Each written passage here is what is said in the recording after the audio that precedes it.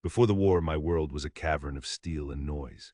In the factories of Nantes, I learned a language that has no words. It's the language of machines. I could tell you by the pitch of a whine if a bearing was about to fail, or by the tremor in the floor if a press was out of alignment.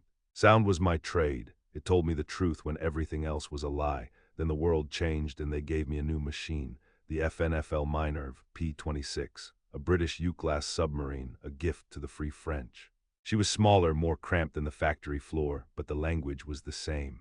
Her truth was in the thrum of her diesel engines on the surface, the low, electric hum of her motors when she ran silent in the deep. My job was to listen, to keep her heart beating. Down here in the cold, pressurized dark, sound was everything. It was life and it was death. 1943. The Atlantic was a graveyard and we were hunting ghosts in the Bay of Biscay.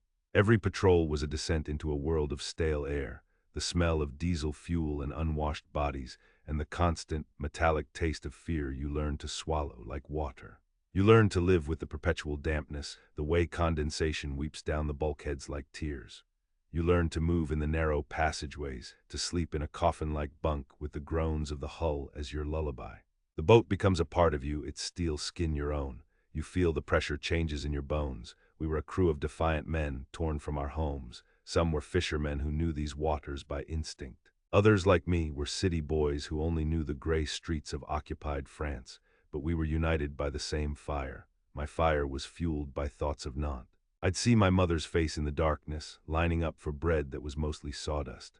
I'd picture my father, his shoulders stooped, forced to work for the very men who draped their blood-red flag over our city hall. I'd think of the collaborators smiling and growing fat while their neighbors starved. The quiet hum of the Minerve's motors was my answer to them, a quiet, patient, deadly defiance. For every league we sailed, for every hour we hid beneath the waves, we were telling them that France was not dead. She was just holding her breath. The days bled into one another, a cycle of submerged tension and surfaced risk. Periscope depth, a quick, furtive glance at a gray, indifferent sky, reports crackling over the radio, the endless waiting. But it was the nights that were truly ours. Under the cloak of darkness, we'd surface to charge the batteries, the diesels roaring to life like angry beasts. The first breath of fresh, salt-laced air after hours below was a resurrection. It washed the stench of the boat from your lungs and reminded you there was a world up there worth fighting for. It was on one of these nights that the world changed again. The sea was calm, the sky a blanket of pinprick stars, cold and distant. We were running on the surface, the familiar, reassuring roar of the diesels filling the night. The lookout's call came down the voice pipe, sharp and urgent. Not a ship. Not a smudge of smoke on the horizon. A light, a signal light, faint and desperate, blinking on the black water. The captain, a man whose face seemed carved from sea-weathered granite, made the decision in an instant. It was a downed pilot. An RAF flyer by the timing and location. The rules of engagement were clear. A submarine is a warship, not a lifeboat. To risk the boat, the crew, the mission, for one man, it was madness. But the captain saw in that light what we all felt in our hearts, a flicker of defiance in a vast, hostile darkness. We were going to get him. We cut the engines, and the sudden quiet was unnerving. We moved slowly, cautiously on the electric motors. A small team, 4 of us, gathered on the foredeck, ropes in hand, peering into the inky blackness. The air was frigid, the spray coating the deck with a treacherous film of ice. I remember the sound of the waves lapping against the hull. It was a sound we rarely heard, a sound of vulnerability. A submarine belongs under the water. On the surface, she is a fat, blind whale waiting for the harpoon. We found him. He was clinging to a piece of wreckage from his Spitfire, barely conscious. His face was a pale smudge in the darkness, his teeth chattering uncontrollably. We threw him a line. He was too weak to grasp it properly. 2 of our men, sailors from Brittany with arms like tree trunks, prepared to go over the side with safety lines. And that's when I heard it. It wasn't with my ears, not at first. It was a feeling, a vibration through the steel deck plates beneath my boots, a low, rhythmic pulse, the sound of screws turning in the water, fast screws, military grade. My blood ran cold. It was the sound of a predator. My time in the factory, my time in the engine room, my whole life had been training me to hear this one terrible sound. I looked at the chief engineer, who was also on deck, and I saw the same recognition in his eyes. He didn't have to say a word. Then the sky tore open. A brilliant, blinding white magnesium flare burst above us, turning the night to cruel, artificial day. It hung there, a drowning star, painting our submarine in stark silhouette against the black water. And there she was, less than 1,000 meters off our port bow, a sleek gray shape cutting through the water, a German destroyer. She had been lurking, waiting, listening with her hydrophones. Our engines had been her beacon, and our stopping had been her dinner bell. Time shattered. The world became a series of disconnected, terrifying moments. The piercing shriek of the klaxon. Dive, dive, dive. The captain's voice, a roar of pure command, cutting through the rising panic. Men scrambled for the conning tower hatch, a cascade of bodies tumbling back into the belly of the beast. The hiss of the main ballast tank vents was deafening, the sound of the sea rushing in to pull us down to safety. But we weren't safe, not yet. The two sailors in the water were being hauled back, their faces masks of desperation.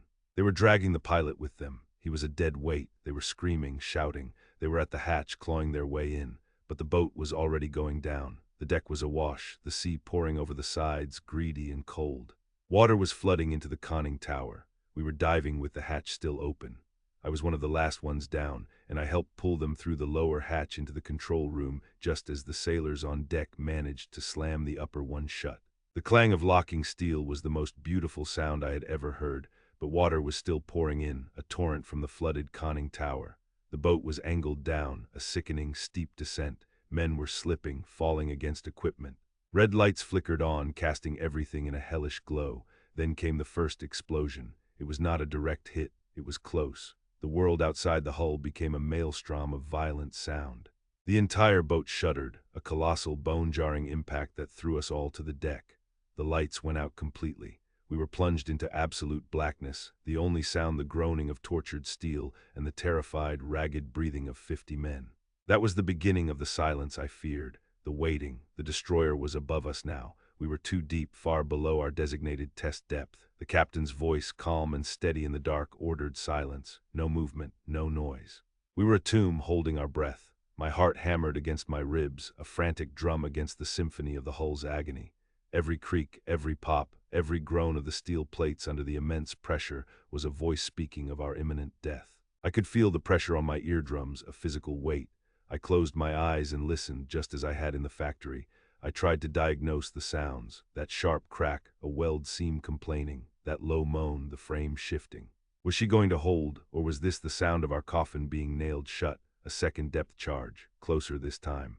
The explosion was a physical blow. It felt as if a giant had punched the hull right beside my head. A shower of cork insulation and paint chips rained down on us. A rivet head, sheared off by the force, shot across the control room like a bullet. I heard a man cry out in pain. The smell of ozone filled the air from shorted electrical circuits, and then silence again. The terrible, crushing, deep-sea silence. In that silence, you hear everything. You hear the water seeping in from a stressed pipe. You hear the frantic, silent prayers of the man next to you. You hear your own life spooling out in front of you, the faces of your family in Nantes, the feeling of solid ground beneath your feet. We stayed like that for what felt like an eternity. A lifetime lived in the dark, 200 meters below the waves, while a hunter circled above. I could almost hear the ping of their sonar, a hammer tapping on our hull, looking for the flaw, the weakness that would let the ocean in. Each ping was a question, are you still alive? And our silence was the only answer we could give. Slowly, the sounds of the destroyer's screws faded. She was moving on, convinced she had killed us. The captain finally gave the order for damage control teams to check the compartments. The emergency lights came back on, a dim, ghostly red. The rescued pilot, who had been unceremoniously dumped on the deck, was being attended to by the medic. He was alive, battered, half-drowned, but alive. We had done it. We had risked everything for one man, and we had survived. As I made my way to the engine room to check for damage, my hands tracing the cold, weeping steel of the passageway, I felt the familiar thrum of the boat around me. She was hurt, she was bleeding, but her heart was still beating. I placed my palm against the engine casing. The machine was wounded, but it was alive. We were all wounded, but we were alive. And in the dark, beneath the waves, we carried with us one more man who would live to fight another day. It was a quiet victory, a victory no one but us would ever know. But in the long, dark war, it was enough. It was defiance. It was the only music that mattered. These memories are heavy, but they must be shared. Subscribe to ensure these stories are never forgotten.